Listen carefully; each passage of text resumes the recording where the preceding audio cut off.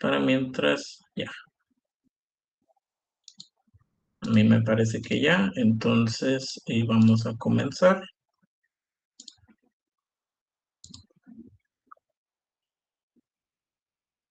¿Ven bien mi pantalla, perdón? Sí, Buenísimo.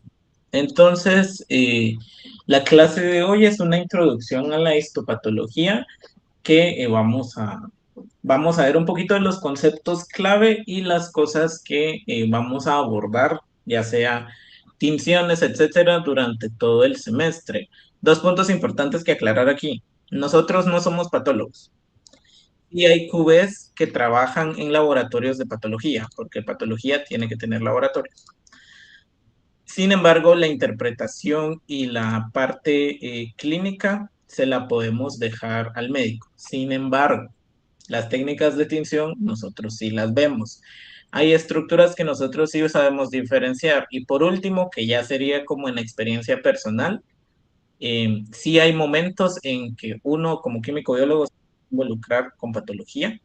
Se los digo porque me ha pasado en el hospital. Eh, a veces, yo estoy en el área de tuberculosis y hongos en el hospital. Entonces, a veces me han llegado resultados de patología que son completamente diferentes a lo que me crece en el cultivo. Eso lo van a ver en micología, en otro curso del próximo año. Pero sí hay momentos en que vienen los infectólogos y me dicen a mí, mire, ¿qué hago? Porque patología me dice una cosa y en laboratorio es otra. Y entonces a mí sí me ha tocado, y tengo fotos que en algún momento del curso les voy a compartir, ver láminas histopatológicas junto con los patólogos y decirles, ah, sí, esto parece una estructura de IFA o parece una levadura, pero en realidad es esto. O sí, este hongo puede tener estas estructuras. Entonces, aunque uno crea que yo no soy patólogo y no lo voy a ver, si se involucran lo suficiente, sí pueden llegar a tener estos acercamientos, ¿no? Entonces es muy importante que conozcan. Em, Hablando un poquito de la etimología de la palabra, pues la patología es sinónimo de anatomía patológica, entonces ustedes en citohistología vieron cómo se observaban los tejidos de manera natural o de forma normal, y nosotros acá vamos a ver cuáles son los cambios y cómo afectan ciertas enfermedades a la estructura de los tejidos. Entonces ya no nos quedamos únicamente en una parte clínica, sino nos vamos a una parte morfológica y de estructura celular. Entonces, pues las divisiones pueden ser anatómicas, si por medio de autopsias, biopsias de tumores y otras enfermedades, que es la mayoría, pues si nosotros queremos hacer un corte histológico, el médico manda autopsias, manda biopsias, etcétera, unos ponches en el caso de que sean en piel. Y en la parte clínica, pues también entra la parte de la citología exfoliativa, cuando hacemos algún tipo de raspado, la microbiología, bioquímica, citoquímica, histoquímica, etcétera, etcétera, etcétera. Entonces, pues sí tenemos varias divisiones y sí se involucra a todo. Si yo tengo un tejido patológico, pues también tengo que tener pruebas de laboratorio alteradas, tengo que tener algo que concuerde. Incluso hay algunas pruebas que me pueden llegar a determinar, lo vamos a ver en algún punto en una revisión de literatura, de si es benigno o maligno, el tipo de enfermedad o de cambio citológico que estoy viendo yo en el tejido. Entonces, de manera general, ¿qué se encarga el estudio de las patologías? Pues la patología es el estudio de las causas de las enfermedades, perdón, y de los cambios asociados a nivel celular, tisular y orgánico. O sea, ya nos vamos a estructuras responsables de los signos y síntomas que presenta el paciente. Si un paciente llega con tuberculosis, pues síntomas y signos va a tener tos, va a tener dificultad para respirar, va a tener sudoración nocturna, etcétera. Pero a nivel tisular se va a ver un daño en el tejido, se pueden ver quistes o inclusiones de bacterias, etcétera. Entonces, ahí asociamos las dos cosas, los signos y los síntomas que presenta el paciente en la clínica, más los estudios patológicos. Y hay dos términos muy importantes de los que ustedes se van a encontrar siempre que estudien patología, siempre que estudien anatomía. Hoy hablamos con el Ike Liceo que estas dos ramas de la ciencia, pues la verdad es que son bastante viejas y bastante estudiadas, entonces es importante que tengamos bien los conceptos. Y parte de eso es que ustedes puedan diferenciar entre etiología y patogenia, de manera general, y perdón que pregunte, pero así soy. ¿Alguien sabe cuál es la definición de etiología y alguien la definición de patogenia? Etiología es como el origen de, si mal no recuerdo. Ajá, ¿y patogenia? Es el mecanismo. Buenísimo. Si ustedes quieren estudiar, si les ayudan los recursos mnemotécnicos y las palabras clave para estudiar, creo que esas dos palabras clave son muy buenas. Etiología es origen y patogenia es mecanismo o cómo llegó hasta donde está la enfermedad. Entonces, aquí están las definiciones. Etiología, el origen de la enfermedad, que incluye las causas de base y los factores que la modifican. El ejemplo más fácil son las enfermedades infecciosas. Yo sé que si tengo disentería, puede ser por una bacteria, por un parásito, por un hongo, etc. Entonces, ese sería el agente etiológico. De ahí nació la enfermedad. Factores que lo modifican o las bases. Consumió alimentos contaminados y por lo tanto tiene una E. coli enteropatógena, van a ver en bacterias, que está causando la enfermedad. Y la patogenia es el conjunto de pasos que ocurren durante el desarrollo de la enfermedad. O sea, ¿qué pasó? ¿Cuáles fueron los factores etiológicos? Sí comió comida contaminada, pero ¿de dónde provenía? Fue a la costa, fueron mariscos, fueron camarones. Pone en marcha también una serie de cambios celulares. Llegó la bacteria al tejido, se inflamó, rompió la barrera, modificó el epitelio, etc. Y moleculares que culminan en las alteraciones estructurales y funcionales específicas características de la enfermedad. Entonces, otro ejemplo, cáncer. Cáncer fue un origen de un error o una mutación en el ADN, eso desencadenó que se produjera de más o de menos una enzima, esa enzima hizo que se acumulara cierto metabolito, ese metabolito hizo que mutara, que se dividiera, que no hubiera regulación celular. ¿Qué vemos nosotros en el tejido? Un montón de células poco diferenciadas. Entonces, todo lo que tuvo que pasar para que nosotros viéramos células poco diferenciadas es patogenia y la etología sería la mutación en ese gen, de manera general. Entonces, pues ya lo van a ir viendo. Se van a acordar de mí cuando estén en Bioki. Les mando mis bendiciones para llevar Bioki 2 virtual porque es pesada. Pero no te dejen tirado el curso, por favor. Yo a veces piensan que esto y sí es más fácil que Bioki, pero tuve un alumno incluso y varios que el año pasado por no perder Bioki descuidaron la ISTO. Hubo unos que sí ganaron Bioki y no ganaron ISTO, hubo unos que no ganaron ninguno de las dos y otras que pues sí ganaron ISTO, ¿no? Entonces, por favor no lo descuiden, no les va a llevar tantas horas de estudio como la Bioki, pero al menos échenle su pensada. Entonces, mientras que la etiología se relaciona al como por qué aparece la enfermedad, la patogenia la describe. Ambas son esenciales para comprender la clave para los tratamientos también y por eso explicar las causas de desarrollo de la enfermedad. La patología representa la base científica para la práctica de la medicina y créanme que sí lo siguen haciendo. Muchos médicos en el hospital, a veces me frustra, si les soy sincero, que es una enfermedad que yo sé que va a ser por hongos, que yo sé que yo la puedo cultivar, pero le sacan solo un pedacito de biopsia, prefieren dejárselo a patología que dejárselo al laboratorio clínico para hacerle cultivo.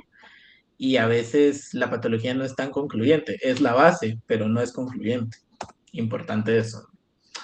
Entonces, solo para que se recuerden cuáles son los 4 pasos del proceso patológico, esto, porfa, recuérdenlo. En el examen a veces nosotros les ponemos patologías y les pedimos que describan el proceso patológico en orden. Entonces, esto lo tienen que saber no solo de memoria, sino de corazón. Primero, en el proceso patológico es la etiología. Entonces, ¿qué está causando la enfermedad? Ya se los dije anteriormente con 2 ejemplos del cáncer y de las bacterias. Si es una enfermedad bacteriana, la causa de la enfermedad es una infección por tal patógeno. Si es cáncer, mutación en Tanger.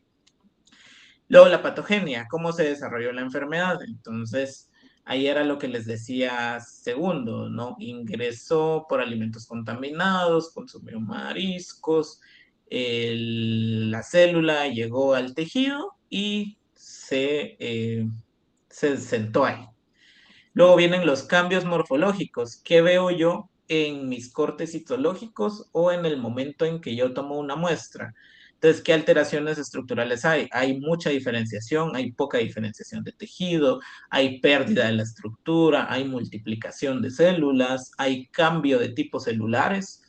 Todo eso es bastante importante porque algunas enfermedades tienen los mismos cambios morfológicos y algunos tienen cambios completamente diferentes. Relacionando un poquito con otros cursos. Si es una leucemia yo sé que es cáncer en la sangre. Yo sé que se desarrolla justo por mutaciones en las células madre o en algún otro proceso. Pero, ¿qué cambios morfológicos veo? Ahí sí es donde puedo diferenciar la enfermedad. Si es que afecta a linfocitos, va a ser de cierta celular. O voy a ver ciertas estructuras. Si afecta a neutrófilos, voy a ver ciertas estructuras. Eso lo van a ver en EMA. Y manifestaciones clínicas ya sería lo último, ya es qué presenta el paciente. Entonces, volviendo al ejemplo de alimentos contaminados, ¿no? Tiene diarrea, tiene sangre en las heces, tiene vómitos, únicamente tiene dolor estomacal, se desmayó, tiene fiebre, tiene no sé, deshidratación excesiva, etcétera. Entonces, todas esas cosas ya es cómo se logra ver en el paciente. Entonces, todos esos 4 pasos representan el proceso patológico. Vamos por segunda vez. Causa de la enfermedad, que sería la etiología. Eh, Patogenia, que sería la secuencia de acontecimientos que llevaron a que se desarrollara la enfermedad. Cambios morfológicos, qué miramos o qué células se afectan y qué tipo de cambios son los que observamos a nivel de tejido, y manifestaciones clínicas, cuáles son las expresiones genéticas, las expresiones morfológicas, síntomas y signos del paciente. Entonces, estas 4 cosas, por favor, memorícenlas, practíquenlas, busquen una enfermedad y lo hacen. De hecho, creo que esa va a ser su primera tarea.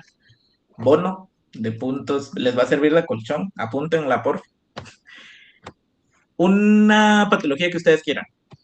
Puede ser desde lo más clásico, como una bacteria, como les dije ahorita, a cáncer, o si ustedes tienen duda de cómo funciona el dengue, o si tienen otra enfermedad que tengan en la mente, y descríbanla con estos 4 pasos, por favor. Entonces, la etiología, la patogenia, los cambios morfológicos y las manifestaciones clínicas. ¿Dudas con esta parte? ¿Queda clara cuál es su primera tarea?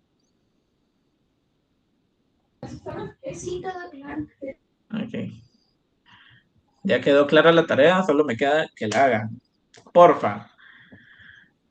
Solo yo di clases en otra universidad que no voy a decir dónde fue, pero traten de echarle la pensada y traten de leer un libro. Yo sé que ChatGPT, yo he hecho cosas con ChatGPT, no lo uso diario porque no es tan bueno para cosas tan específicas, pero no lo hagan en ChatGPT, porfa. O sea, o si lo hacen, piénsenlo, o háganlo ustedes primero, luego métanselo a chat y verifiquen que les está diciendo lo que es, porque chat se inventa referencias, me salen cosas que no son, entonces traten de hacerlo.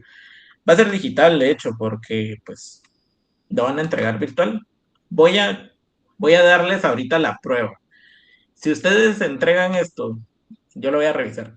Y si veo que alguien lo hizo con ChatGPT, el resto de tareitas las van a hacer a mano y las van a subir escaneadas. Entonces, pórtense bien, por favor. Va.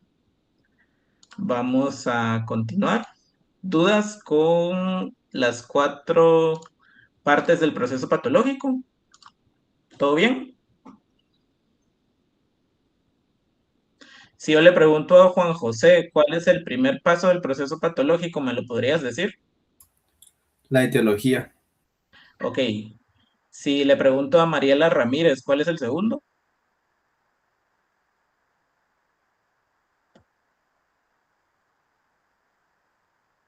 No está Mariela.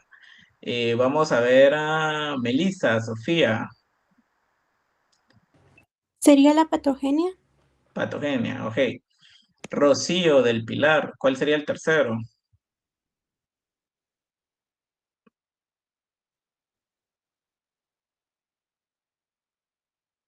No está. Qué alegre. Jamie Mariana, ¿cuál sería el tercero? Los cambios morfológicos. Buenísimo. Y por último, Clarisa, ¿cuál sería el cuarto? Manifestaciones clínicas. Buenísimo. Entonces, recuérdenlo, pónganla de tarea. No se los, bueno, de repente se los publico, pero si se me pasa, ustedes ya tienen que haberlo sabido. Ya tienen que haberlo sabido. Yo esperaría que mañana me pregunten, Lick, ¿dónde está el apartado para subir la tarea? Es una tarea rápida, entonces la van a entregar mañana. No, no pasa nada.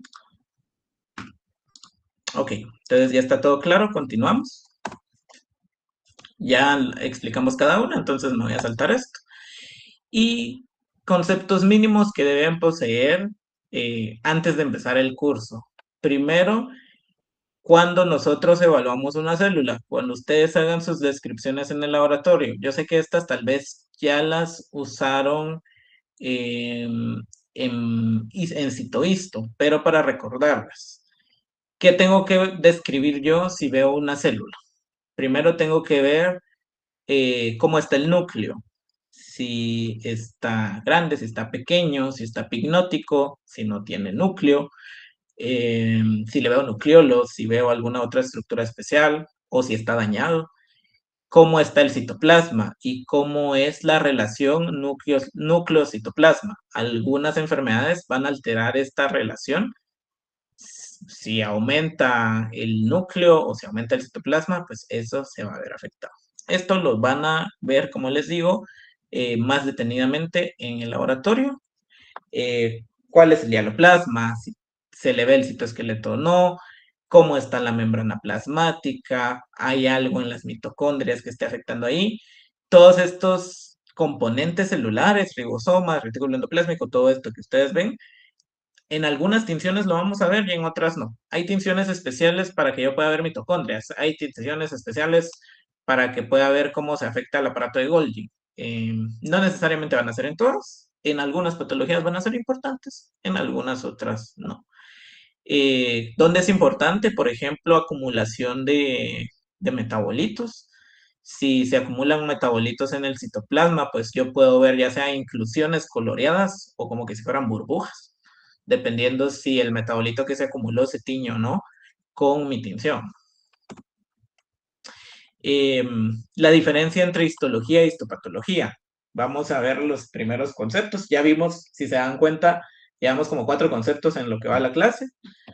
Patología, la, la historia de la enfermedad, etcétera. Y ahorita histología e histopatología, etiología y patogenia también vimos. Entonces, solo para diferenciar los dos, la histología es el estudio de la arquitectura del material y la forma en la que se relaciona estructural y funcionalmente los distintos componentes de tejidos y órganos, mientras que la histopatología, que es lo que estamos viendo ahorita, es el cambio morfológico que se produce en los tejidos y en órganos del cuerpo en la enfermedad. No solo son enfermedades infecciosas, vamos a ver qué es lo último, vamos a ver enfermedades respiratorias, vamos a ver acumulación de metabolitos, cáncer, enfermedades metabólicas, enfermedades hereditarias. Entonces, todas esas cositas las vamos a ir tocando en lo que va del curso. ¿Qué es citología también? Recuérdense el estudio de las células y sus componentes. Las células humanas tienen algunas características comunes y las mismas estructuras básicas. Entonces, si yo veo un cambio celular o veo un cambio morfológico, también me puedo orientar a una cierta patología. La citopatología o la patología celular es el estudio de la enfermedad a nivel celular. Pongo de ejemplo tuberculosis, que es en lo que más sé, Pues en los pulmones, si hay tuberculosis, vamos a ver cambios morfológicos, vamos a ver cambios radiológicos también, que me dicen fijo es tuberculosis, sobre todo si es tuberculosis extrapulmonar, que sea en la pierna o en el codo. Créanme que uno a veces piensa cómo llegó la tuberculosis al codo. Yo no sé, pero llegan pacientes con tuberculosis en el codo. eh, y sí tienen sus células bastante características. Como les digo, eso lo vamos a ver más adelante. Y patología moderna, pues todas las enfermedades están relacionadas a disturbios de la función celular normal. Toda enfermedad me va a afectar el funcionamiento celular, ya sea a nivel de citoquinas, ya sea a nivel estructural, ya sea que las mate, que las modifique, pero todas las enfermedades están relacionadas a un disturbio de la función celular normal, para que lo tengan en cuenta. Entonces, ¿qué otros estudios incluimos en la histopatología? Van a ver que algunas cosas las vamos a repasar de su anato y de su histopato, ¿no? La anatomía patológica macro y microscópica. Si macroscópicamente yo veo inflamación, microscópicamente yo voy a ver alteración del tejido. En fisiopatología, los mecanismos que producen la enfermedad, similar a lo que estábamos viendo antes. Semiología, estudio de los síntomas y signos de las enfermedades y métodos diagnósticos. Y la clínica, que es el estudio de las consecuencias de la enfermedad en el organismo, métodos de tratamiento y rehabilitación. Insisto, ya llevamos más de 10 conceptos en lo que va a la grabación de la clase y muchos de estos se les pregunto. Entonces, recalco, busquen recursos mnemotécnicos, busquen comprender sobre todo las definiciones para que al momento de los exámenes no me confundan fisiopatología con semiología. Uno es de síntomas y otro es de mecanismos. O anatomía con clínica. Anatomía son las alteraciones estructurales y la clínica las consecuencias de la enfermedad como tal. ¿Dudas hasta el momento? No, todo está bien. Todo bien. Gracias. Entonces, también hablando de factores etiológicos, podemos hablar de noxas. Las noxas nosotros las definimos como las causas de enfermedad y estas pueden ser de diferentes causas, por así decirlo. Entonces, lo podemos dividir en tres grupos principales cuando son causas congénitas. La persona nació así, la alteración nació así, la mutación fue de nacimiento y se fue desarrollando conforme va creciendo la persona o el paciente, el bebé. Esto lo vemos, por ejemplo, con síndrome de Down, una enfermedad bastante conocida. Es una mutación hereditaria que desde el nacimiento se va a ir desarrollando. El bebé ya nace con eso, es congénito. Adquirido si durante el tiempo de mi vida yo estuve en contacto con el agente o mi estilo de vida propició a que pasara esto. Comí comida contaminada. Una persona con tuberculosis me tosió en la cara. Trabajo en una mina y se me acumula carbón en los pulmones. Eso es adquirido. E idiopático es la forma como elegante de decir no sé. Si yo digo que algo es idiopático, es que sé que tiene una enfermedad, pero no sé de dónde sale. No tiene una causa clara, no sé si es congénito ni es adquirido, entonces es idiopático. Y otras divisiones, pues podemos decir si son generales o particulares, o sea, si son factores ambientales, etcétera, y endógenos o exógenos, que los endógenos pueden ser factores internos, una mutación es algo interno, o factores exógenos, un agente biológico, un sílice, un microorganismo, un virus, son agentes exógenos porque no son parte de mi organismo de manera normal. Claros estos 1, 2, 3, 4, 5, 6, 7, 8 conceptos.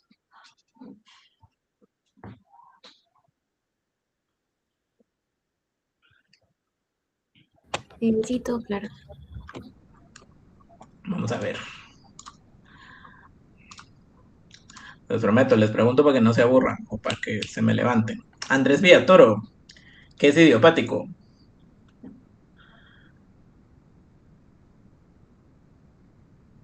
Gracias por levantar la mano. Ahora abrí el micrófono.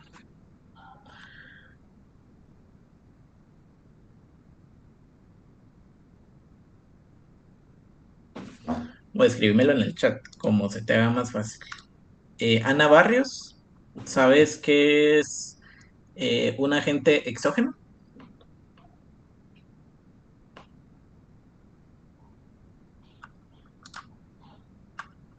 Sí que es como externo, ¿no?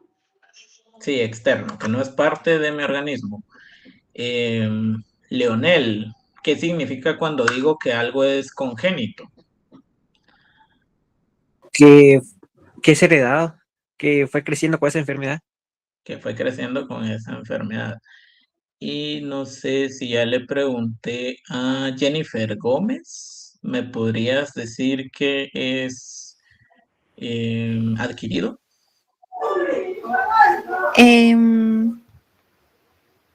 Son cuando hay alteraciones morfológicas, genéticas. Si un factor es adquirido, ¿qué significa?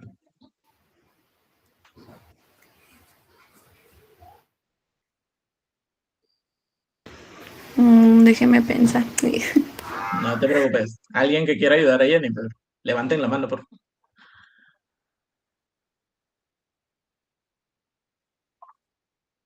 Sofía.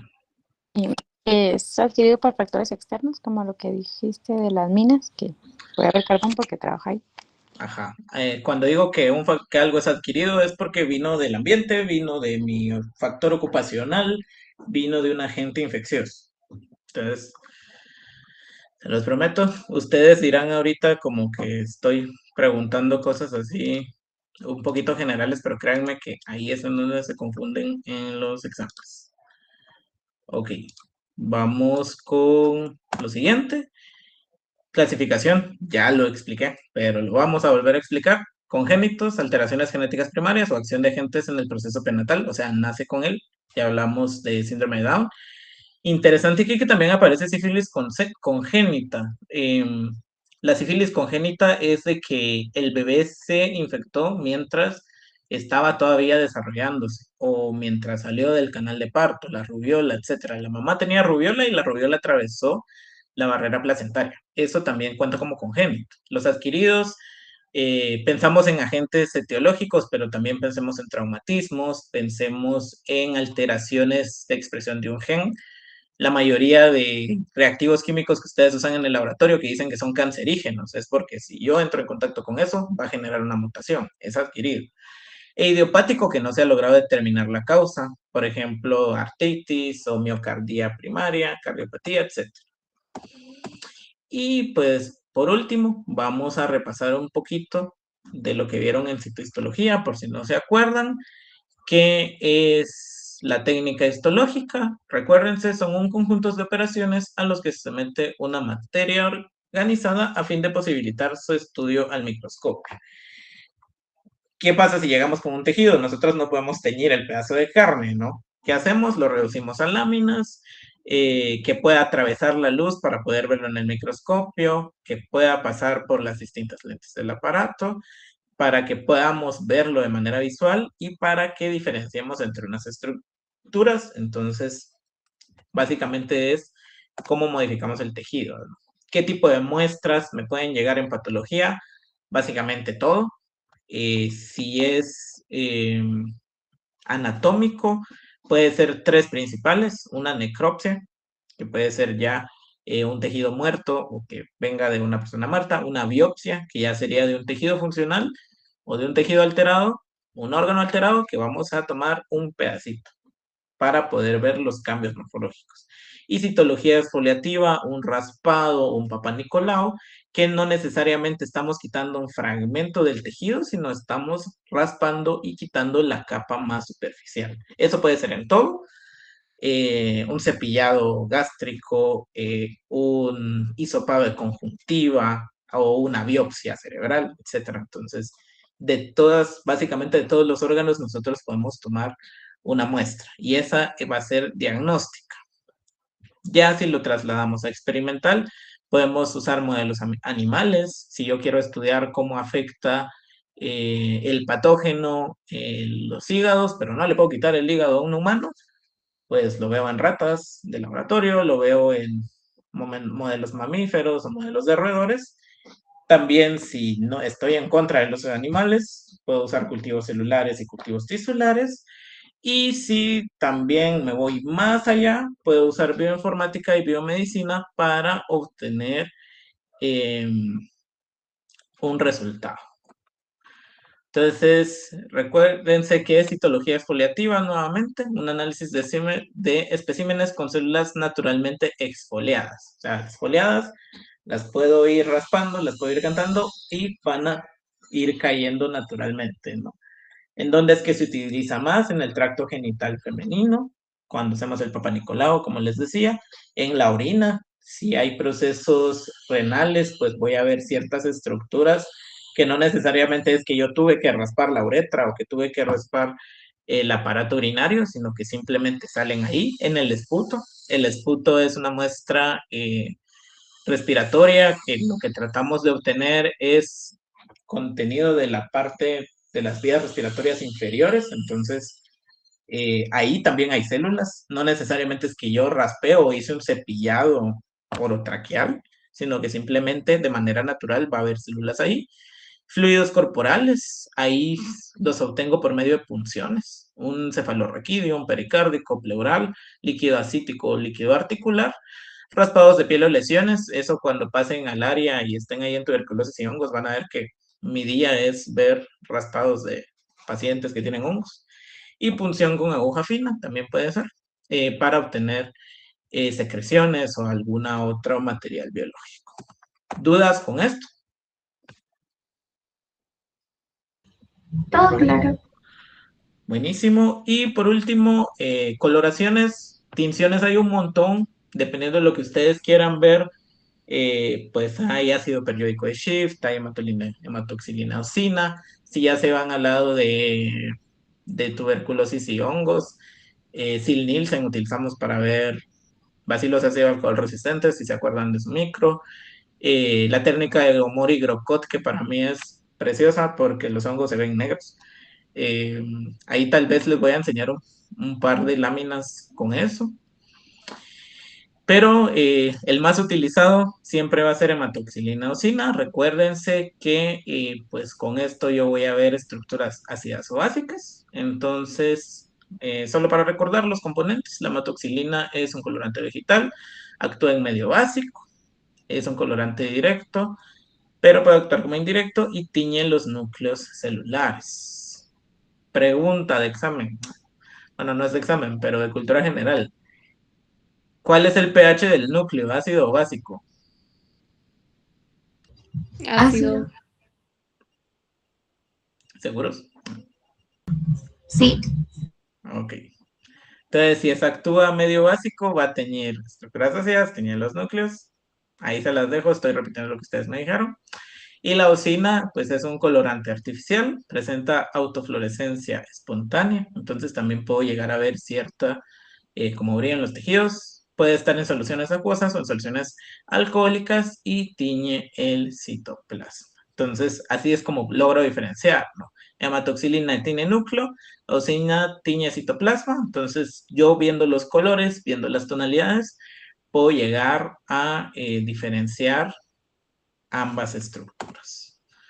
Los procedimientos más comunes también, cuando yo trabajo con tejidos, lo primero que hago es una fijación con formalina o formol del tejido como tal para evitar degradación, para evitar oxidación y posteriormente pues tiño con cualquiera de las tinciones de patología, ¿no? Hematoxilina o SIDA. Algo muy importante que por favor les recuerdo acá, como cuben, esto no es del curso, pero si ustedes alguna vez manejan biopsias, si es para patología se usa con formol, pero si es para microbiología, si es para diagnóstico de cultivos, si es para cualquier otra cosa que no sea patología, el formol me arruina todas las estructuras. Tengo que utilizar solución salina o simplemente que esté húmedo con un paño con agua. No tengo que estar haciendo con formol, porque el formol, como su nombre lo dice, si fija, mata bacterias, mata microorganismos, que si yo quiero cultivarlos, pues voy a estar cultivando básicamente nada. Y para las técnicas de tinción están las técnicas de paso a pasito, como ustedes hicieron en citología, ¿no? Tienen sus camaritas de vidrio, hundiendo las láminas. Ya los laboratorios más especializados pues tienen estos equipos que son unos equipos para tinciones automatizados, que pues eso ayudan en la estandarización, me reducen costos, siempre y cuando tenga un alto volumen de muestras. No es lo mismo que, o sea, si a mí me vienen 10 láminas a la semana, uno de estos, mejor lo hago manual, ¿no? Pero ya si es un laboratorio grande, pues ya puedo hacer varios. Y la preparación de láminas, pues se recuerdan, nosotros las láminas siempre las fijamos, las teñimos y ya las observamos, ¿no? Entonces, pues eso sería todo. No sé si tienen alguna duda.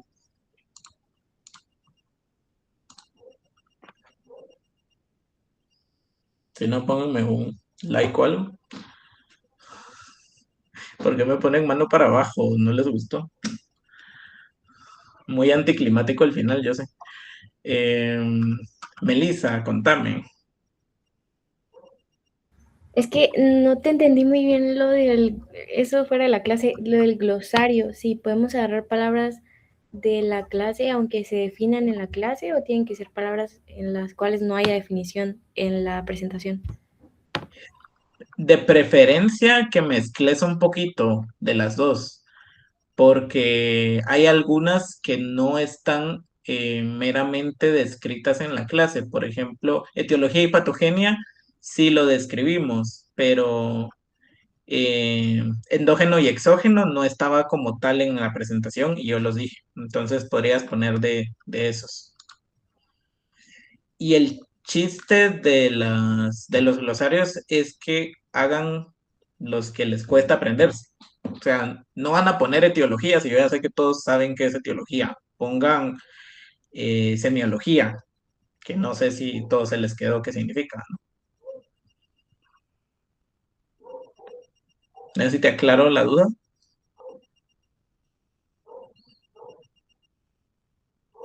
Buenísimo. ¿Alguna otra duda?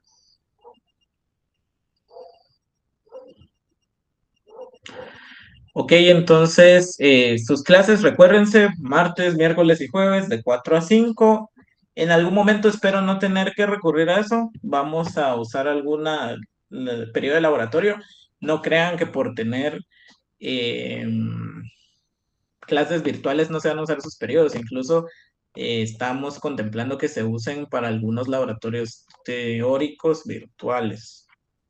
No soy fan de los laboratorios virtuales, pero si nos quitan 6 semanas del semestre, créanme que no damos nosotros tampoco para poder planificar. Entonces, todo eso siempre va a estar en sus planificaciones. Cualquier duda me cuentan. En el programa está mi correo. Me pueden consultar por chat de Moodle también, pero yo contesto más rápido correos porque eso sí me manda notificación al celular, mientras que en Moodle hasta que yo me meto me aparece. ¿Alguna última duda? Yo, perdón por tanto molestar, es que tengo duda porque no han subido horarios oficiales, pero no sé si ustedes ya tienen los oficiales que los pudieran compartir. Fíjate que no como tal. No sé si ya los oficializó CDO. Junta directiva creo que sesiona miércoles o jueves. No sé si alguien que esté ahí en AEQ me puede confirmar. Pero seguramente ahorita que sesionen ya se va a publicar. Pero de esta semana no pasa.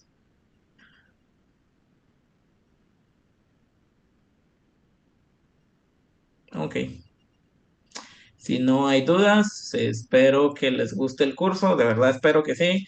Si no les gusta, también díganme, yo trato de ser dinámico y de nuevo estudien porque lo que menos quiero es que pierdan. Entonces, y lo que más quiero es que aprendan. Entonces, por favor, cualquier cosita ya saben y nos estamos viendo el día de mañana a las 4 de la tarde, en el mismo link siempre. Ok, entonces eso sería todo. Que les vaya bonito. Feliz tarde. Chao.